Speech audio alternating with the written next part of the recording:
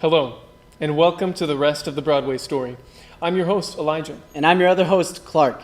In this series, we will be talking about a story you may not have heard about, a famous Broadway show. And if you guess the show we're talking about before we reveal what it is at the end, you win. In this episode, we will be talking about a woman who inspired her very own show. You know, lots of real things and true events inspired Broadway shows, Clark.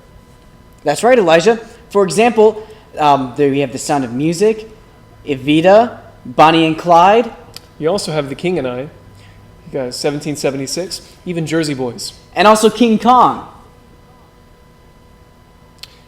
The woman who inspired today's Broadway musical was born in Hannibal, Missouri in the mid-1800s. She was born very poor, but right from the start had a concern for her fellow man. And woman and child. See, Margaret was a suffragette. Do you know anything about suffragettes, Clark? Yeah, that means that she suffered to fly on a jet, and also to vote. Right. Suffragettes, they wanted to vote for women, and they fought for child rights. They were activists for labor rights. And right from the start, she was determined to begin her life right, by marrying for money. Unfortunately, she fell in love and married a poor man. But fortunately, it was the turn of the century, and that man made a fortune. So with her newfound wealth, she funded the matters that mattered to her most. Rights. Rights. Right. She was so concerned with human rights that she built hospitals. She even created an organization to help destitute children. She also founded literacy programs.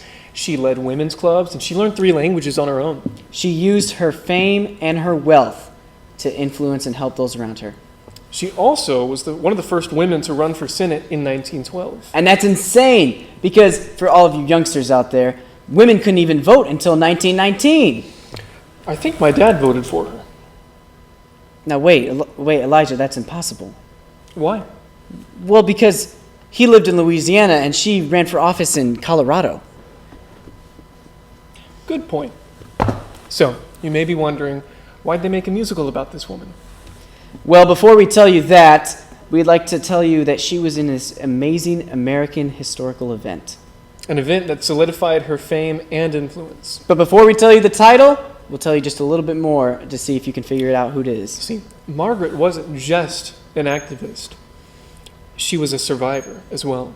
That's right. And while other women were panicking, she kept a level head and helped those women survive. Don't you mean women and children? That's right. She helped the women and children row her boats to safety under her command. We may never know if Margaret really said the words, "Sit down, you're rocking the boat." But we do know that she survived the sinking of the Titanic. That's right.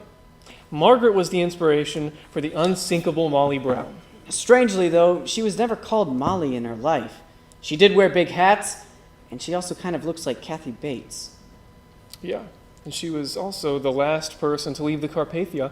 She let everyone else greet friends and family and even talk to medical personnel before leaving. And while on the Carpathia, she managed to raise $10,000 to help the destitute survivors.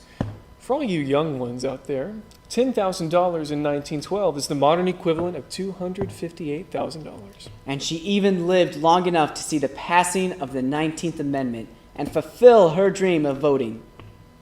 So, that concludes today's episode.